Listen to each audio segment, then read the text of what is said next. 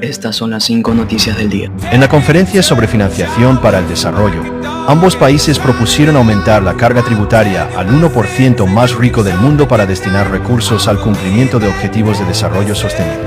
España registró 46 grados en el Granado, Andalucía, mientras temperaturas extremas se extienden por el continente. Expertos advierten que estos fenómenos serán cada vez más frecuentes. Formada el 30 de junio, Flosse continúa fortaleciéndose en el Pacífico y podría alcanzar la categoría 2 mientras se desplaza cerca del litoral suroeste de México. En la conferencia de la ONU en Sevilla, el gobierno español reiteró su meta de asignar este porcentaje hasta 2030, destacando la importancia del multilateralismo ante la reducción de aportes de otros países. En una reunión en Sintra, Portugal, líderes financieros afirmaron que la moneda estadounidense mantiene su fortaleza como referencia mundial, pese a tensiones políticas y económicas.